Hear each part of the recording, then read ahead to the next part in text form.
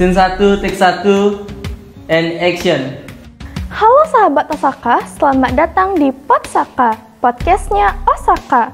Nah, podcast kali ini merupakan kolaborasi antara OSIS dan jurnalis di Osaka.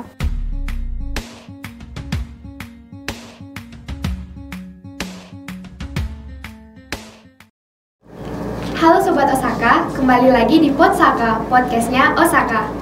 Wah, seneng banget ya kita bisa kembali lagi di Podsaka. Sebelum masuk ke podcastnya, aku mau kenalin diri dulu nih. Perkenalkan, nama aku Dea, yang akan menjadi host dan sekaligus memandu podcast kali ini.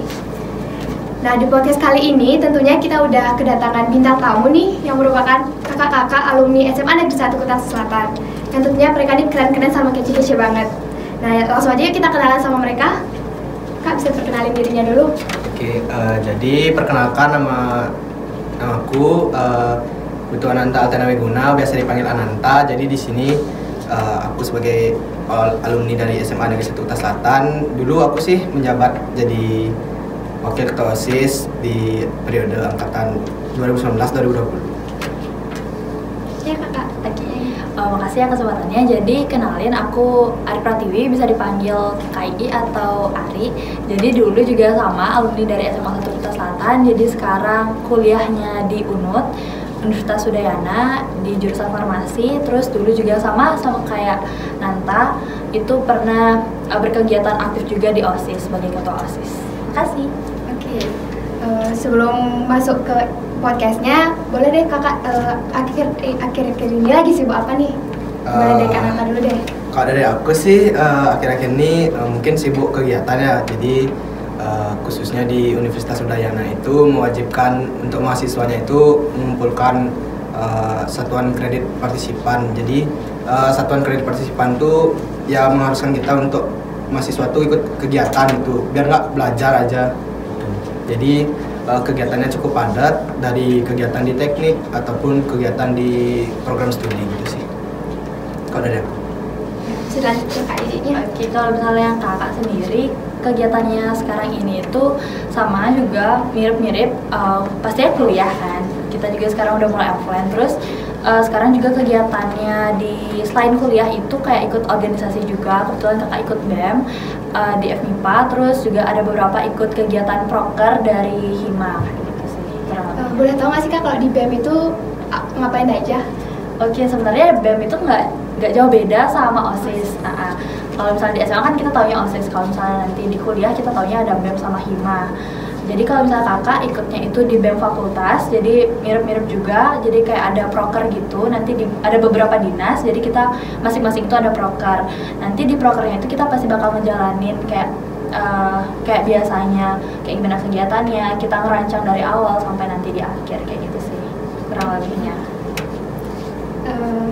Akhir-akhir ini juga kan kayaknya dia kebetulan ngikutin KI di Instagram juga. Jadi sering lagi ada sibuk kepanitiaan gitu ya. Iya, benar. Terus karena SMA juga tadi kayak udah diceritain sama kakak-kakaknya, Kak kan pernah ikut jadi OSIS. Gimana sih selama jadi OSIS itu, kan KI ini jadi ketuanya. Gimana kakak selama memimpin itu, dan buat Kak Nantanya, karena kakak kan wakilnya, dipimpin sama KI itu kayak gimana? Boleh dari KI dulu jelas.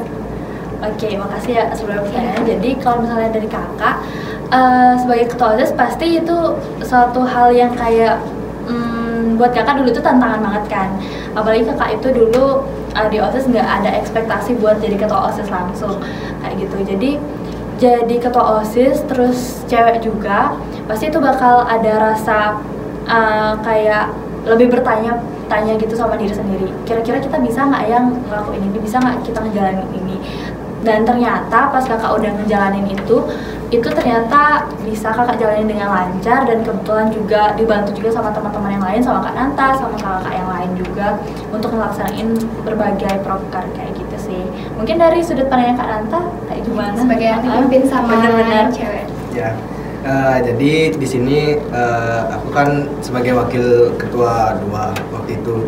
Jadi ketua OSIS ku cewek, wakil ketua 1 ku cewek, jadinya kan ya dikelilingi perempuan itulah, apalagi kepala sekolah juga perempuan kan waktu itu. Jadi di sini sih aku ngerasa kayak nggak masalah siapapun ketuanya, siapapun kepala sekolahnya, asalkan kompetensi ataupun kemampuannya dia tuh menyamai itulah. Misalkan kita sebagai laki-laki nih, sebagai ketua, misalkan kita nggak punya kompetensi kan sama aja gitu. Jadi menurut kakak tuh nggak ada yang namanya kesenjangan gender, misalkan dalam ketua ataupun hal apapun. Jadi perempuan itu layak sih, misalkan sebagai ketua, sebagai kepala sekolah, asalkan memiliki kompetensi dan kemampuan yang pas gitu. Terus waktu itu kakak ngerasain sebagai wakil dari KII sendiri itu, menurut kakak sih nggak ada masalah ya, lancar gitu, komunikasinya juga jalan. Kakak juga sebagai dari sudut pandang laki-laki dan juga KII-nya dari sudut pandang perempuan tuh pasti memecahkan masalah tuh dari dua sisi itu. Misalkan perempuan ini mandang satu kegiatannya gimana, terus kalau dari kakak gimana. Sama juga kan kakak punya juga anggota-anggota yang lain, misalkan anggota-anggota dari setiap SI, dari koordinator dari SI-nya juga, kan itu bisa dimintain pendapat gitulah gitu. Jadi menurut kakak tidak ada yang namanya kesenjangan gender. Tapi mungkin di lingkungan sekitarnya Kak Nanta nih, teman-temannya ada nggak sih yang kayak misalnya bilang kenapa seharusnya kakak bisa nih jadi ketuanya? Kakak ada perasaan gimana gitu nggak sih? Ya, jadi kalau misalkan dari itu banyak ya, apalagi di SMA ya, kayak Nanta kok kamu aja ketuanya, kok ini.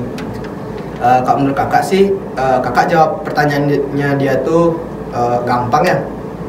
Mungkin dari yang dilihat sama siswa-siswa di SMA Negeri 1 Kota Selatan waktu itu, II yang mungkin memiliki kompetensi yang lebih baik daripada kakak itu. Terus misalkan mungkin lebih dikenal atau gimana, itu kan semua pilihan dari siswa. Jadi kakak nggak bisa gimana ya, nggak bisa kayak maksa gitu loh. Apalagi di Indonesia itu kan pasti diterapin sistem demokrasi pemilu. Kita semua pemilu, misalkan pemilihan ketua OSIS pemilu, pemilihan ketua BEM pemilu, sampai pemilihan presiden pun pemilu gitu kan. Kalau misalkan kita mau maksa sebagai masyarakat ataupun siswa, itu kan jatuhnya tidak menghormati demokrasi itu gitu. Jadi menurut kakak sih sangat gampang sih jawab pertanyaan kayak gitu ya. Apalagi kakak kalau misalkan nggak jadi ketua kan jadi wakil, jadinya tetaplah ada sangkut pautnya sama kepemimpinannya dari KII gitu aja sih. Nah, masih ngomongin soal OSIS-nya nih. Selama kakak menjabat tuh boleh tahu nggak sih peran KII sebagai ketua OSIS dan juga Kak Ananta sebagai wakilnya? Bisa dimulai dari Kak Ananta deh. Ya. Kalau jadi dari kakak tuh wakil ya, wakil ketua 2 tuh waktu itu tugasnya sih dibagi ya. Kenapa ada dua wakil? Wakil ketua 1 itu kan kita kan banyak punya SI gitu ya, dari SI 1 sampai SI 10. Jadi nggak bisa kita semua ngendal. Jadi wakil ketua 2 itu waktu itu memegang dari SI 6 sampai SI 10. Jadi di sana tuh benar-benar fokus dari waktu itu pengadaan bulan bahasa sama gemas gitu-gitu kan. Jadi dari kakak sih koordinasi tetap ke KII-nya masalah terkait kegiatan-kegiatan yang memang menurut kakak cukup besar. Karena waktu itu wakil ketua 2 tuh memang sih megang acara-acara yang cukup besar ya. Bukannya kakak bilang wakil ketua 1 tidak memegang acara besar, tapi yang paling besar itu ada di wakil ketua 2 waktu itu acara bulan bahasa itu. Jadi dari sana juga kakak mikir kita tuh nggak bisa melancarkan kegiatan kalau misalkan kita sendirian itu loh. Apalagi KII kan mungkin ada beberapa pandangan orang tuh, ketuanya cewek bisa nggak ya ngelancarin kegiatan nih, padahal ketuanya cewek itu bisa nggak ya dia tegas ini. Tapi dari terselenggaranya kegiatan bulan bahasa itu lancar, dan juga kegiatan-kegiatan lain lancar, bisa terbukti gitulah kalau ketua yang cewek tuh tidak hanya omong kosong gitu loh, jadinya kompetensi dan kemampuannya dia tuh ada gitu. Apalagi kakak ngerasa juga di kuliah yang benar-benar tidak memandang gender gitulah. Dari SMA kita harus belajar seperti itu ya. Apalagi saya ingatkan juga sama adik-adiknya, biar enggak misalkan yang cowok-cowok itu melihat cewek tuh lemah terus gitu. bisa kok dia juga mukul kayak kalian gitu, tapi jangan sampai lah kalian tuh memperlakukan cewek tuh jadi lebih lemah daripada kalian untuk para laki-laki. Menurut kakak Bisa lanjut. Kayaknya Oke, kalau misalnya kakak, udah sih sebenarnya tadi itu disampaikan sama Kak Nanta. Kalau kakak sih lebih kayak koordinasi itu sama inti. Jadi kan ada sekretaris bendahara. Terus kalau udah setiap sih itu udah dipegang sama Kak Nanta sama Kak Fania, tetap juga koordinasi sama kakak. Jadi kayak lebih nanti ya apa yang udah mereka koordinasiin itu disampaikan ke kakak. Nanti kalau misalnya memang ada suatu hal ataupun masalah yang memang perlu kita diskusiin bareng, ya kita diskusiin bareng. Dan kakak juga nggak semata-mata tinggal tunggu laporannya mereka aja. Kadang pun kakak juga langsung ikut sama mereka, kayak nanggepin gimana dari setiap scene itu, apa ada kendala di setiap prokernya atau kayak gimana. Terus kalau misalnya dibilang sama Kak Nanta itu yang tadi emang bener sih, dulu itu kayak rasanya yang kayak kakak bilang itu kayak bertanya-tanya juga sama diri sendiri, bisa nggak ya aku bakal ngejalanin ini semua, kayak rasanya itu kayak berat banget nih, bisa nggak kayak gitu aja. Tapi karena memang juga ada teman-teman, ada Kak Nanta, Kak Fania dan lain sebagainya, itu teman-teman yang lain itu lancar-lancar aja kok, dan itu kita bisa karena memang kita juga nggak sendiri kayak gitu sih. boleh yang kakak inget nih, event apa sih yang paling berkesan? Event besar atau mungkin yang paling berkesan buat kakak selama menjabat jadi OSIS? Dari siapa nih? Kak Arik? Oke. Kalau misalnya event berkesan itu semua berkesan untuk kakak. Tapi kalau misalnya memang event yang besar banget itu pasti yang paling kakak ingat tuh kan di bulan bahasa. Kenapa? Karena di sana itu tuh kita juga pelantikan OSIS, kita juga pergantian periode kayak gitu kan. Jadi kayak semua hal yang kita berganti, terus puncak dari segala proker kita tuh di sana. Tapi karena memang waktu ini kita online, pasti kita benar-benar kayak belajar baru banget dari sana. Karena waktu itu kan kakak angkatan 2019-2020 ya. Jadi kayak peralihan banget tuh dari offline ke online. Jadi itu bener kayak muter otak banget. Gimana cara kita tetap melaksanain kegiatan walaupun situasinya tuh nggak mendukung. Apalagi waktu itu kayak masih marak-marak yang COVID kan. Jadinya kayak orang-orang tuh ngelihat kita kumpul dikit aja, padahal nggak banyak gitu. Dan kita masih mematuhi prokes tuh kayak udah jangan-jangan kayak gitu kan. Jadi kita tuh kayak muter otak gimana nih caranya ya. Dan untungnya itu juga teman-teman yang kakak itu tuh bisa diajak kerjasama. Jadi kita tetap bisa melaksanakan bulan bahasa walaupun ada keterbatasannya itu tetap berjalan lancar. Dan sebenarnya bukan seberapa besar kegiatannya itu yang dilihat sama orang, tapi seberapa besar effortnya kita, seberapa besar prosesnya kita buat ngelaksanainnya itu. Sebenarnya dari sana itu kita bisa ngeliat event tuh besar atau enggak sih, dari kita sendirinya sih yang menilai kayak itu sih. Kalau dari kakak, mungkin dari Kak Nanta Bisa ditambahin nih dari bener. apa yang udah kak jelasin tadi. jadi kalau misalkan event yang paling berkesan tuh yang sebelum COVID sih, Olimpiade Gaul tuh dari Good Day. Kalau misalkan bulan bahasa tuh ya itu udah pastilah gitu. Kalau misalkan dari kakak tuh ngerasa kenapa Olimpiade Gaul tuh berkesan, karena dari sana tuh ya acaranya tuh kan kayak seru-seruan itulah. Jadi di sana tuh benar-benar kita ngendal dari peserta-peserta dari yang lolos di regional sekolah. Jadi ntar lolos, habis itu lomba lagi di Lila Buana. Jadi di sana tuh benar-benar kita seru-seruan, terus kita buat apa ya waktu itu ya?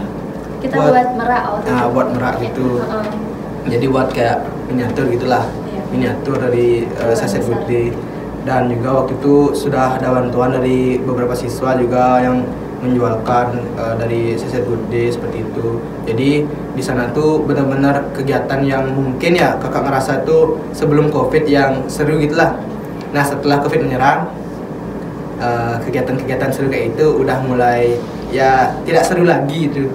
Apalagi seperti MPLS gitu, bulan bahasa, jadinya kan online itu. Ya, semuanya berarti ya, online. Ya. benar-benar Apa namanya?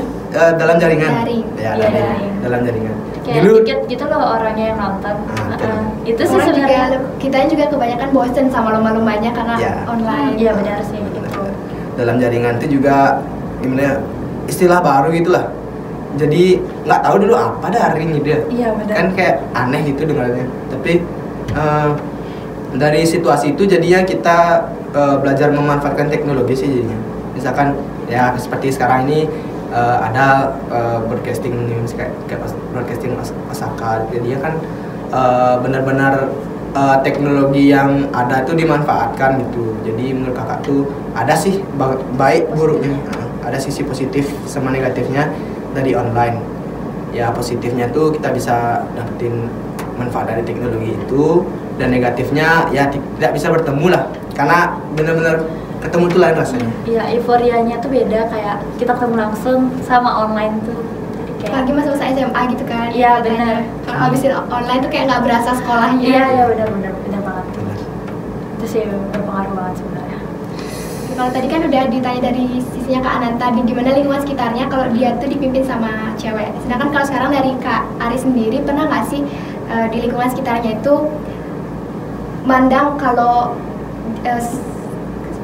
cewek sebagai pemimpin tuh dipandang kurang cocok atau dipandang sebelah mata gitu?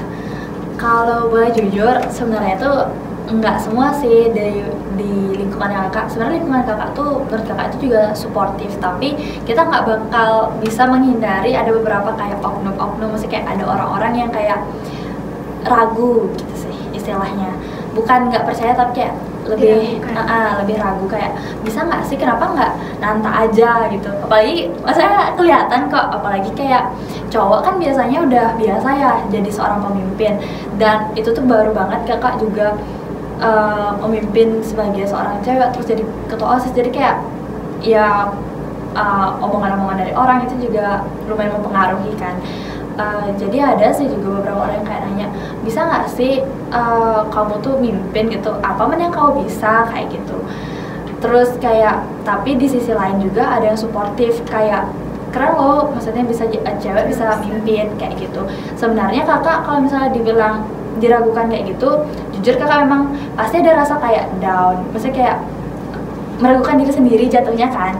Tapi balik lagi, kakak di sini tuh nggak sendiri kan, pemimpin tuh nggak mungkin sendiri banget, karena kita tahu juga kalau misalnya organisasi yang besar ataupun kegiatan yang berjalan lancar itu nggak mungkin ketuanya aja yang bakal jalan dan bekerja, pasti juga ada orang-orang di belakangnya itu yang bakal bantu dia.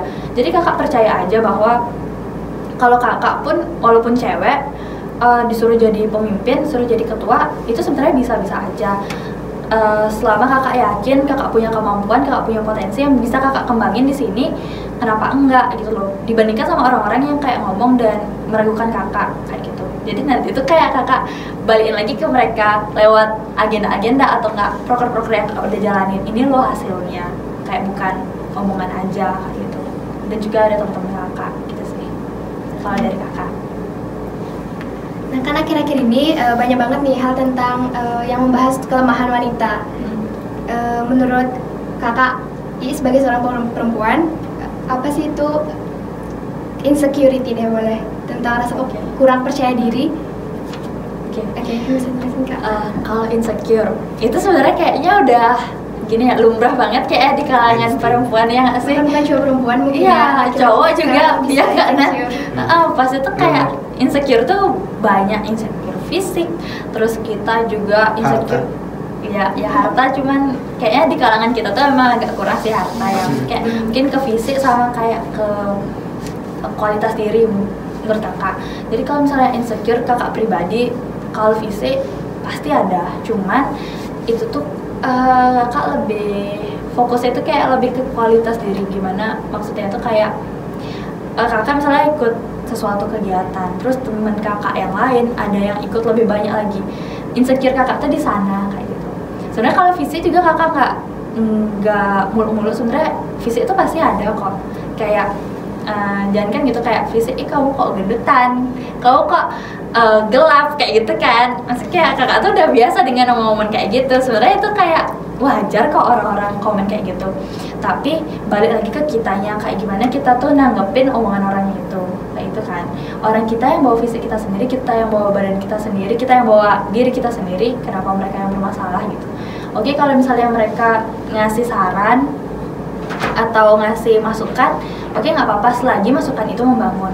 Tapi kalau memang udah menjatuhkan, jangan sampai kita juga ikut jatuh karena omongan orang itu. Jangan sampai kita ke bawah dalam insecure-nya itu. Biarin kayak itu kayak udah lalu lalang kayak gitu. Kalau ada yang bagus ya udah ambil, kalau nggak ya udah buang, gitu aja sih. Kalau kakak emang agak susah sih, kayak agak susah buat gimana sih, kayak melupakan gitu, kayak tidak memikirkan insecure-nya tuh. Ya nggak sih, Nan? Iya. Kalau dari kakak tuh insecurity tuh yang paling rentan tuh ya bener sih kalau cewek ya, karena kakak tuh mikir mungkin perempuan tuh lebih pemikir itulah. Misalkan ya terlihat dia di depan tuh nggak memikirkan, tapi di belakangnya tuh mikirin gitu. Overthinking. Iya, overthinking pasti pernah nih ya, nonton nih. Ya. Soalnya kakak kan punya juga ibu gitu kan, ibu kan cewek itu, jadinya sering juga lihat dari sudut pandangnya ibu sendiri lah. Jadi ibunya kakak tuh misalkan dari depan tuh terlihat baik-baik saja, tapi di belakang tuh padahal dia ngomel gitu. Jadinya kakak sih mikirnya gitu sih kalau cewek ya. Mungkin cowok tuh lebih bisa kayak oh ya udah sih gitu, lebih bisa kayak gitu, lebih bisa bodo amat gitu. Dan menurut kakak tuh insecure itu bisa diatasi itu dengan cara gimana ya? Kita harus lihat dulu apa yang dalam konteks yang dikasih tahu sama orang lain itu. Misalkan dia memandang fisik kita seperti apa gitu, misalkan kita dibilang gendutan atau apa, ya balik lagi ke diri kita sendiri, apa kita udah bisa berdamai sama diri kita apa gimana gitu. Karena menurut kakak orang yang tersinggung atau orang yang baperan lah, anggap ya baperan itu dia sendiri yang milih gitu. Misalkan kakak nih dibilang sama orang, ih kamu kok gendutan, nah kakak tuh dalam diri kakak tuh milih aku mau baperan apa enggak ya gitu. Kalau kakak milih baperan, ya udah berarti jadinya marah ke dia gitu. Kalau misalkan kakak mikir, oh ya udah sih, ya udah emang kok emang gendut gitu, ya udah berarti diterima dengan baik gitu. Diterima dengan baik itu artinya kita tidak emosian gitulah. Kita bisa ngontrol emosi, kita bisa mengerti apa yang dimaksud sama kata-katanya dia gitu, sama kata-kata dari orang lain itu. Dan insecurity itu biasanya sih muncul saat kita sendiri ya. Itu sih menurut kakak ya. Karena overthinking. Overthinking itu kayak malam-malam tuh. Menurut kakak sih ya, nggak cuma cewek aja overthinking. Kakak juga sering overthinking bener. Malam-malam tuh kayak mikir, ih kenapa aku gini ya? Kenapa aku gini ya? Kenapa kok aku lebih kurang dari dia? Kenapa kok aku lebih gimana ya? Lebih bener-bener nggak bisa mencapai orang lain gitu. Misalkan orang lain udah sampai sini, kakak baru sini. Kakak tuh pengen sama kayak dia, tapi nggak bisa gitu. Ngerasa ketinggalan. Ya, ngerasa ketinggalan. Tapi kakak langsung dah mikir lagi kembali, oh berarti emang segini kemampuanku, berarti aku harus nambah lagi. Apa yang bisa nambah kemampuanku, ya udah latihan mungkin atau apa yang bisa diambil gitu. Jadi menurut kakak tuh insecurity tuh zaman sekarang ya mungkin awal-awal tuh booming banget insecurity. Iya, booming banget dari kakak SMA tuh dah kayak aku insecure, aku gini, udah biasa gitu lah. Sekarang tuh janganlah dikit-dikit bilangnya insecure, dikit-dikit aku nggak percaya diri gini. Mulailah cintai diri sendiri gitu loh. Misalkan kalian punya kemampuan ini, keluarin. Kadang pengen misalkan kayak public speaking nih di depan kayak gini, ya udah public speaking. Misalkan kalian takut nih memulai satu pekerjaan, misalkan kayak ya biasa kan konten YouTube gitu, kalian takut ngomong, mulai berani ngomong di depan kaca atau apa. Jangan dikit-dikit insecure, dikit-dikit overthinking gitu kan jelek gitu loh jadinya. Nggak bisa menerima masukan dari orang lain tuh paling parah ya. Misalkan kita insecure nih, kita nggak bisa menerima pendapat orang lain kayak enggak salah, pokoknya jawabanku paling benar gitu. Nggak boleh juga kayak gitu. Karena menurut kakak sih langkah terbaik untuk mengatasi insecure itu menerima pernyataan dari orang lain dan juga menerima masukan dari orang lain. Itu aja sih. Nah untuk Kak Nanta nih, kalau kakak sendiri mandang perempuan itu lebih ke fisik atau kepribadiannya? Kalau dari kakak ya jujur ya. Jujur ya. Kuat. karena kakak juga telah mensurvei 1 juta orang 1 juta orang di Indonesia cowok. Jadi dari kakak kan biasa kalau cowok tuh di tongkrongan atau nggak di kampus di kumpul-kumpul gitu ya pasti ngomongin yang pertama tuh cewek pasti. Sudah terbongkar. Ya sudah terbongkar. Menurut teman-teman dan juga menurut kakak tuh fisik itu kan yang terlihat di luar ya. Jadi kakak tuh pasti melihat fisik dulu, melihat fisik. Gimana ya? Cara dia merawat diri itulah, bukan cantik, bukan jelek ya, tapi gimana dia penampilannya gitu loh. Penampilan tuh menarik di mata orang lain. Misalkan kakak lihat orang ini, wih, kayak ada sesuatu di sini loh. Wih, kok dia kayak beda ya gitu. Tuh. Jadi kakak tuh seringan kayak gitu. Misalkan ada orang cantik nih, kakak biasa misalkan, wih cantik enak gitu. Tapi kakak jarang kali misalkan ngomong misalkan, kok dia beda ya, kayak gitu. Itu lain tuh. Itu lain artinya. Kalau misalkan cantik sama beda tuh lain artinya. Beda tuh gimana? Beda tuh terlihat dia tuh kayak punya sesuatu yang menarik gitu loh. Nggak cuma cantik tapi ada sesuatu yang terpancar lah dari misalkan fisiknya dia. Misalkan dia merawat dirinya gitu loh. Misalkan mukanya cantik tuh karena dia merawat dirinya gitu. Gimana ya kalau cewek-cewek lah pastilah pengen gitu loh kan punya muka cantik atau apa, badan bersih gitu kan. Jadi menurut kakak tuh kalau misalkan cewek nggak dipandang fisik sama cowok tuh bener-bener tidak masuk akal ya. Pasti kalian lihat fisik kok para laki-laki nih pasti. Ya. Karena pasti yang dilihat itu cantik dulu, habis cantik ntar baru mungkin sikapnya gitu. Karena menurut kakak tuh kenal orang itu nggak bisa 1-2 hari kenal orang. Walaupun dia cantik tapi kalau sikapnya tuh kayak gimana ya, masih anak-anak, masih tidak bisa menerima pernyataan orang lain kayak yang tadi kakak bilang tuh itu benar-benar menjatuhkan penampilannya dia gitu loh. Misalkan kalian cantik nih cewek-cewek misalkan, tapi kalian tuh ngomongnya ceplos-ceplos, habis itu ngomong ceplos-ceplos tuh dalam artian gini ya, tidak bisa difilter gitulah. Jadinya kan terlihat di mata orang lain, apalagi nggak cuma cowok misalkan ya, terlihat di mata orang tua gitu misalkan kayak jelek gitu loh jadinya cantik kalian tuh tertutupi sama sifat jelek kalian gitu. Itu sih kalau dari kakak. Kepribadian sih yang paling penting ya kalau dari kakak ya, bukan cantik tuh ya, cantik tuh dibilang bonus enggak, dibilang utama iya gitu. Jadi biar enak juga dilihat itu. Misalkan pacarku cantik nih, jadinya ada kayak dilihat cantik nih dia. Kalau dari kakak tuh jujur jujur dalam hati.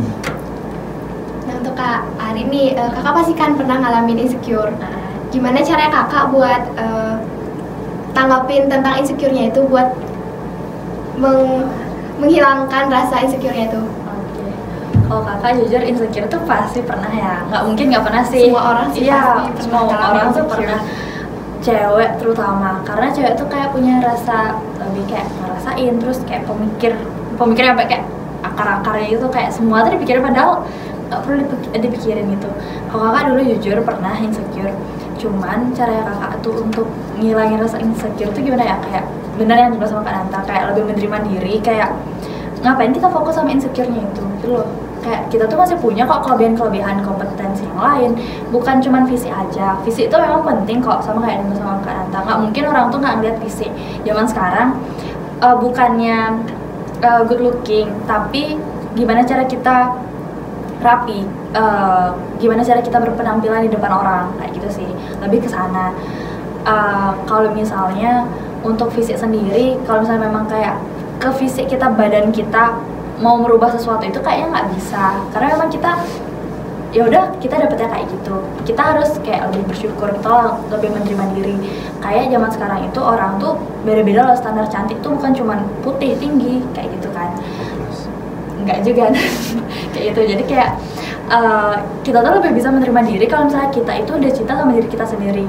secara otomatis juga kalaupun ada orang yang ngomong kayak gitu ke kita, ya udah itu tuh bukan jadi insecure lagi, tapi itu udah jadi kelebihan kita, beda sama orang.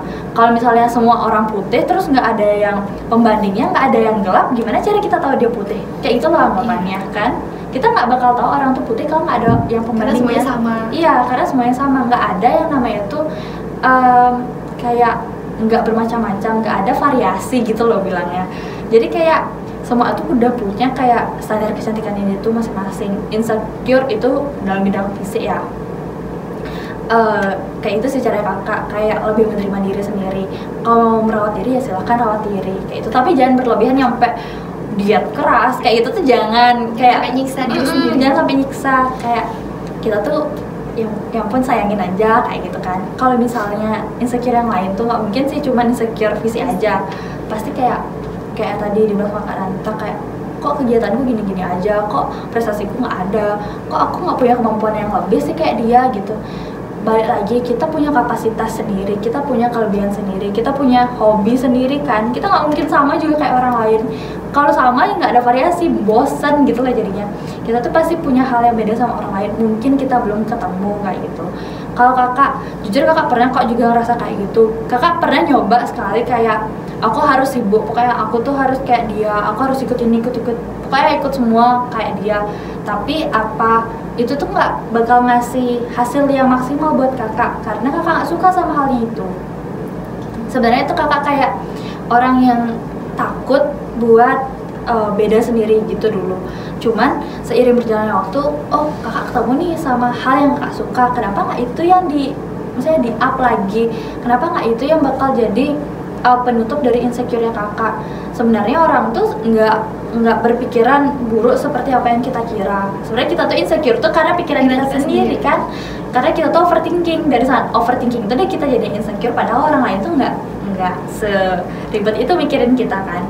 Jadinya ya udah kayak itu, kalau memang kita punya kemampuan ya show up aja, kita tunjukin aja kayak gimana kita punya kemampuan. Kita punya fisik yang beda ya udah kita pede aja, karena kenapa, kita udah cantik kalau kayak gitu. Kalau misalnya kita rubah emang cocok gitu Belum loh. tentu juga Iya belum kan. tentu juga. Yang penting kita udah berusaha maksimal, kita coba untuk benahin diri sendiri aja dulu, sayangin diri sendiri, pasti itu secara nggak langsung bakal keluar kok inner beauty-nya, kayak gimana rasa kita untuk sayang sama diri, kayak gitu sih dari kakak. Dan Bener. bener kok kayak itu. Oke, Kalau dari kakak. kita lanjut ke sesi berikutnya, yaitu masuk ke sesi fun fact.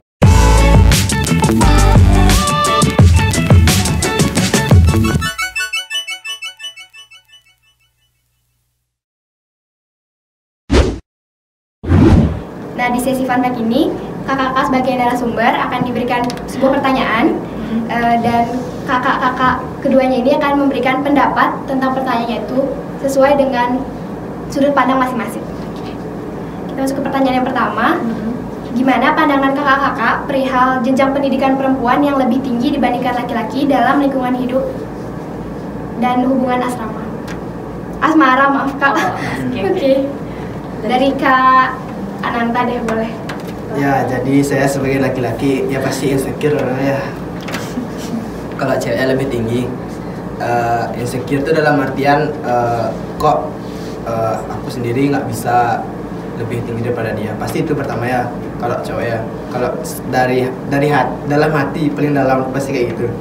Walaupun di depan itu terlihat kayak biasa aja, tapi dari yang kakak lihat itu di masyarakat sekarang sih udah banyak ya, kayak misalkan dari dosennya kakak aja lah, dosennya kakak tuh banyak perempuan, terus banyak juga gelar-gelarnya yang lebih tinggi, jenjang pendidikan yang lebih tinggi daripada laki-lakinya. Jadi menurut kakak sih dalam hubungan asmara apalagi ya, itu nggak bergantung sih, misalkan kayak gelar kayak gitu ya, intinya kan bisa saling melengkapi. Misalkan dari ceweknya atau dari perempuannya itu sebagai wanita karir, mungkin cowoknya jadi apa gitu, misalkan tetap juga menafkahi, kewajiban dari seorang laki-laki itu harus menafkahi keluarga, jadi tetap juga misalkan bekerja sebagai apa gitu misalkan, tapi ceweknya mungkin yang jadi wanita karir. Menurut kakak sih nggak ada masalah kalau kayak gitu, cuma kembali lagi sih ke gini ya, ke pribadi masing-masing. Misalkan ada sih yang nggak terima gitu, misalkan kayak ceweknya lebih tinggi karena gimana ya? Menurut kakak, pandangan masyarakat sekarang itu, apalagi zaman dulu ya, cewek tuh nggak dikasih kuliah. Kayak ibunya kak, boleh sekolah tinggi. ya kayak ibunya kakak dah, ibunya kakak, ibunya bapaknya kakak itu, jadi nggak dikasih kayak kuliah gitu karena nggak ada dana. Terus dibilang dah kayak, ngapain kamu sekolah tinggi ujung-ujungnya jadi ibu rumah tangga gitu kan, kebiasaan kayak gitu. Jadi menurut kakak sih gelar itu bukan cuma gimana ya, cuma keahlian dalam bidangnya itu. Misalkan kayak kakak nih di sipil tuh misalkan dapat gelar ST gitu kan, sarjana teknik, enggak aja maksudnya di rumah tuh kita buat semen gitu ceweknya kan nggak mungkin ya, nggak mungkin kayak gitu.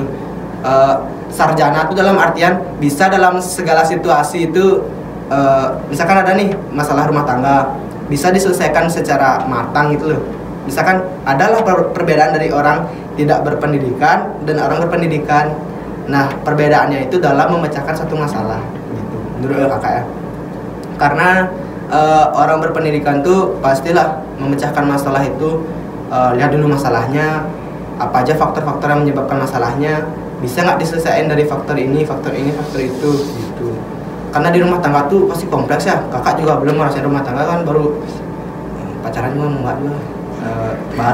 Baru ya lihat-lihat temen ya gitu. Marahan sama pacarnya gitu kan. Terus kakak jadi dokter cinta gitu. Misalkan apa masalahmu? Oh ini aku berantem nih sama cewekku. Terus apa masalahnya? Oh ini. Oh coba selesaiin dari ini dulu, gitu. Mungkin cewekmu nggak tahu masalahnya dari ini gitu. Jadi menurut kakak tidak ada masalah dan kembali lagi ke orangnya. Tapi ingat, laki-laki harus menafkahi keluarganya. Gitu. Kalau dari sudut pandangnya KI sebagai perempuan nih, gimana kalau misalnya punya pendidikan yang lebih tinggi dari pasangannya? Oke, kalau kakak pandangan sekarang ya, kan nggak ada pasangan. Aduh. Jadi itu kayak gini misalnya. Tapi sih kalau misalnya kelihatannya, kalaupun nanti kakak ada pasangan yang nggak pendidikannya itu setara gitu ya, atau dia nggak lebih tinggi daripada kakak, itu sebenarnya nggak bermasalah. Sama kayak tadi Kak Nanta bilang, yang penting ingat kewajiban, kayak tahu perannya dia tuh sebagai seorang laki-laki itu kayak gimana, kayak gitu kan. Intinya dia nggak lepas sama kewajiban, dia tuh tetap tahu apa-apa aja yang harus dia lakuin tuh, kenapa enggak gitu loh. Sebenarnya benar tuh yang dibilang sama Kak Nanta, kalau misalnya pendidikan itu bakal bantu kita untuk proses pendewasaan diri sama gimana cara kita untuk memecahkan suatu masalah. Sebenarnya itu dua hal yang kayak kita nggak rasain secara langsung di dunia perkuliahan atau di dunia pendidikan kayak gitu. Jadinya kayak kalaupun nanti kita nggak punya pasangan yang setara, setidaknya kita bisa melengkapin. Kalaupun nanti dia nggak setara sama kita dan dia juga memang nggak tahu harus gimana cara menyelesaikan masalah, kenapa nggak kita yang mulai kayak itu loh. Jadi kita juga nggak boleh emosi kalau misalnya kita yang harus mulai duluan. Kita tuh harus sama-sama sabar. Kita tuh kalau udah saling percaya ya udah sabar kayak gitu, semua tuh bakal selesai kok kayak gitu. Yang penting kita tahu apa sih akar masalahnya, yang diselesain itu akar masalahnya bukan hubungannya, kan gitu sebenarnya kan. Kalau misalnya kita memang dewasa, kita memang tahu kayak gimana cara menyelesaikan masalahnya itu dengan baik-baik, kenapa enggak? Kenapa harus cari jalan yang kayak semua itu diribetin, semua itu dipermasalahin, nggak usah diribetin kayak gitu. Jadi kayak kalaupun nanti berbeda itu nggak apa-apa, selagi dia itu bisa menerima, selagi dia itu juga bisa bantu kita dan ingat kewajibannya dia. Dan kalau misalnya pun juga sebenarnya kayak beda pendidikan ini kan, kita kalau kuliah itu atau pendidikan yang lebih tinggi itu kan kayak gimana ya, kita tuh bisa nyusul gitulah anggapannya kan, nambah. Mungkin di beberapa orang itu bakal ngerasa termotivasi sama pasangannya dia atau temannya dia kayak gitu kan. Termotivasinya itu dalam segi apa? Dia bisa punya pendidikan yang tinggi, kenapa aku enggak? Satu sisi itu kita juga bisa kok berpikir kayak gitu, bukan cuman kita tetap merendah sama apa yang kita punya. Kita juga bisa nge-up diri kayak itu. Kita juga sebagai temennya, sebagai pasangannya itu juga bisa bantu dia kalau memang dia itu mau buat nge-up dirinya dia lagi kayak gitu. Bukan cuma di hubungannya aja, tapi kita bisa fokus ke diri kita masing-masing, karena kita nggak mungkin kan ngurusin orang lain aja kan. Kita juga pasti ngurusin diri kita sendiri. Pasti kita juga pingin diri kita tuh up sama kayak dia dan lain sebagainya. Jadi kita di sana itu harus bisa juga kayak sebagai motivatornya dia, kayak kita juga bisa jadi kayak penyemangatnya dia, kayak gitu. Ya, support system, bener, kayak support systemnya dia, gimana cara kita bantu dia buat balik dan bisa nge-up diri kayak gitu sih. Kalau dari kakak. Lanjut ke pertanyaan berikutnya, gimana tanggapan kakak mengenai julukan Miss Independent buat wanita, gimana mereka tuh punya keahlian yang multi talent, mereka tuh dianggap nggak perlu laki-laki. Mungkin bisa dimulai dari Kak Nanta. Menurut kakak sih Miss Independent tuh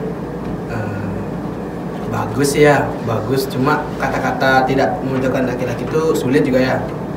Sulit dikatakan tuh maksudnya dalam keputusan itu pasti ada sudut pandang berbeda gitu. Misalkan dari wanita ataupun dari laki-laki. Misalkan nih, walaupun wanitanya bisa memiliki sudut pandang seperti laki-laki, tapi secara naluri dan juga secara emosionalnya tuh nggak dapet gitu loh dia sebagai laki-laki. Karena ya sudut pandang laki-laki ya hanya bisa dilihat oleh laki-laki gitu. Nggak bisa cewek lihat sudut pandang dari cowok tuh, nggak bisa. Sulit rasanya gitu. Semisal nih ada wanita yang jadi misalkan kayak jadi bos itu, jadi manajer atau apa, kan dia punya kemampuan yang lebih. Tapi kalau misalkan dia membuat suatu keputusan, menurut kakak ya pasti meminta saran ke cowok, ke laki-laki di lingkungannya dia, nggak cuma bawahannya dia, nggak cuma atasannya dia, tapi mungkin bisa juga minta ke keluarga, ke ayah gitu, misalkan ke bapaknya gitu, ke kakeknya mungkin bisa gitu minta pendapat.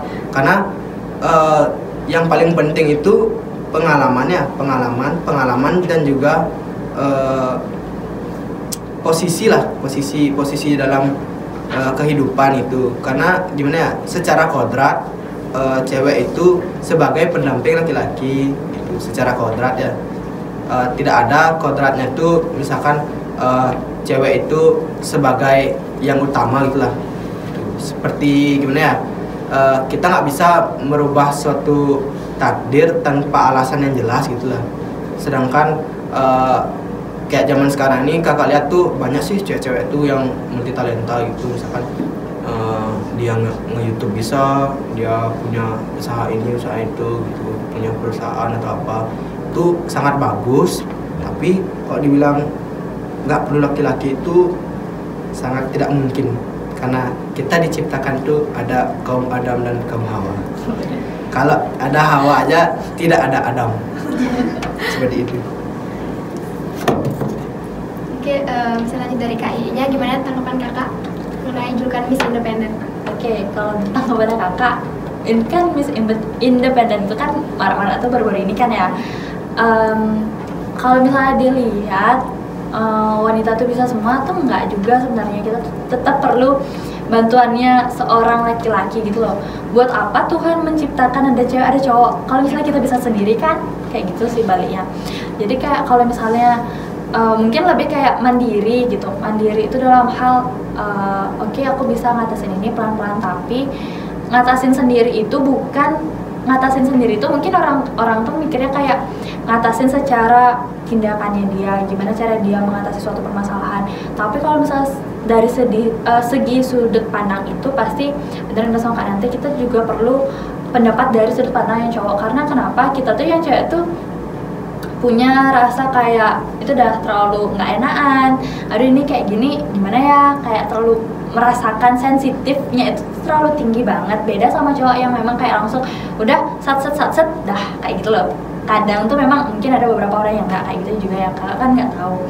Tapi kalau menurut kakak kayaknya memang nggak bisa cuman cewek aja dan Miss Independent dan itu nggak perlu cowok, itu nggak bisa. Tapi kalau misalnya Miss Independent tapi dia juga punya cowok ataupun teman laki-laki yang memang bisa mensupport dia, itu namanya kita perlu laki-laki. Nggak bisa kita cuman jalan sendiri, just dah sendiri cewek, ya udah semua aku yang ngerjain, nggak bisa kayak gitu.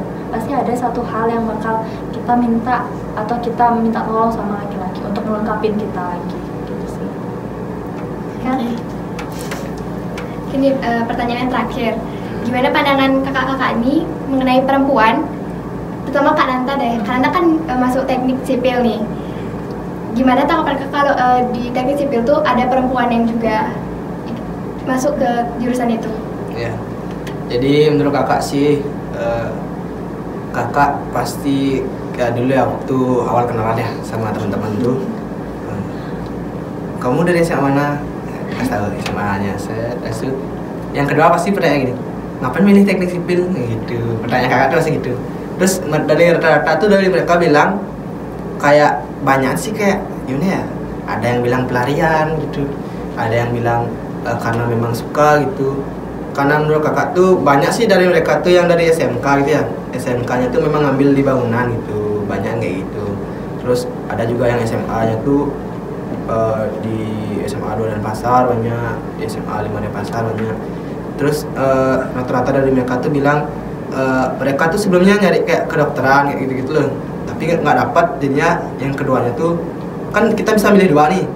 Pertama dia milih kedokteran, terus yang kedua tuh kayak milih yang memang dia, misalkan dia suka fisika nih, jadi dia ngefilter apa aja yang fisikanya yang berpotensi. Terus mereka lihat kayak teknik sipil, ya udah teknik sipil dipilih gitu. Rata-rata dari pernyataan mereka sih kayak gitu. Cuma menurut kakak ya, dari sudut pandang kakak, di teknik itu punya prospek kerja yang pasti itu loh. Pasti dalam artian kita pasti punya keahlian setelah kita lulus gitulah. Jadi mungkin itu yang dilihat oleh perempuan ataupun cewek-cewek sekarang. Jadi mereka ngerasa, oh aku harus punya keahlian nih setelah lulus kuliah. Misalkan mereka nih nyari dokter, nah nyari dokter tuh kan anggapannya tuh kayak agak sulit gitu ya. Misalkan kayak tesnya ataupun dalam perkuliahannya gitu, mereka mungkin mencari cadangan apa yang bisa membuatku lebih ahli, misalkan ahli di suatu bidang gitu. Kalau di teknik sipil tuh ada sih namanya gini ya, manajemen konstruksi. Terus manajemen konstruksi itu yang paling banyak sih dicari sama teman-teman cewek-cewek di sipil. Jadi di sana tuh kayak menghitung RAB rumah gitu-gitu. Jadi itu sih yang paling sering dicari. Terus untuk teknik-teknik lain tuh menurut kakak tuh mereka milih kayak gitu sih. Intinya mereka ada yang suka, ada yang nyoba-nyoba, ada yang benar-benar pengen tapi dia belum tahu apa itu teknik. Misalkan teknik sipil ini belum tahu tapi dia pengen banget gitu, ada kayak gitu. Sama ada yang paksaan dari orang tua, ada juga beberapa. Jadi menurut kakak tuh kakak banyak sih digituin sama cuttingnya, kamu sudah merasa salah jurusan. Terus kalau ada cewek-cewek tuh bilang, banyak yang bilang udah kok gini-gini. Terus dari kakak sih banyak sih ngasih tahu ke mereka kayak, oh misalkan kalau kamu memang salah jurusan ya udah coba apa jurusan yang lain gitu. Tapi banyak dari mereka bertahan sih menurut kakak. Banyak dari mereka tuh ya dari 10, misalkan 10 orang nih, 9 dari 10 tuh bertahan sih menurut kakak.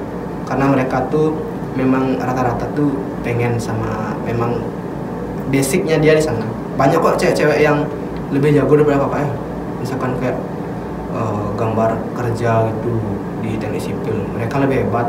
Mereka ada yang udah kerja gitu, jadi kayak drafter tuh kayak orang yang gambar-gambar rumah gitu loh, rumah kayak rencana rumah gitu. Mereka udah kerja, sedangkan kakak belum kan, karena kakak basicnya SMA, jadi bener-bener belum tahu apa tuh gambar kerja, dan bener-bener di kuliah tuh baru tahu. Sedangkan mereka udah kerja. Menurut kakak mereka keren-keren sih. Itu aja sih. Jadi Kak, Arinya boleh tanggapan mungkin mengenai kalau ada cewek nih yang masuk teknik, jurusan teknik. Oh, makasih, ngeliatnya keren. Kakak senang ngeliat cewek tuh masuk teknik, kayak gimana ya, di sana tuh kita ngeliat itu nggak ada kesetara, maksudnya kayak kesenjangan gender lagi. dari sana tuh sebenarnya kita lihat itu tuh sama, apapun jurusannya itu kalau cewek sama cowok tuh masa ya udah sama aja, orang sama-sama belajar kok nggak ada yang beda kan juga yang dipelajarin. Dan nanti pun kalau misalnya nanti di outputnya nanti dia udah diselesai belajarnya juga, dia juga sama kan jadi seorang sarjana teknik sipil kayak gitu. Kalau memang punya kompetensi kenapa enggak, sama sebenarnya kayak yang pertanyaan tadi itu, seorang perempuan bisa jadi ketua, sama kayak gitu juga kenapa cewek bisa masuk teknik sipil ya karena dia punya kompetensi. Keren sih menurut kakak ya. Jadi di sana kita bisa melihat nggak ada perbedaan gender ataupun kesenjangan di sana. Jadi semua itu punya haknya masing-masing buat belajarin dan buat mendalami apa yang mereka suka. Kalau dari kakak sih kayak gitu. Nah, kan tadi udah ngobrol-ngobrol lumayan lama nih. Sebelum kita closing, boleh deh kakak minum sama cicipin makanan yang udah disediain, snack-snack. Oke, makasih ya.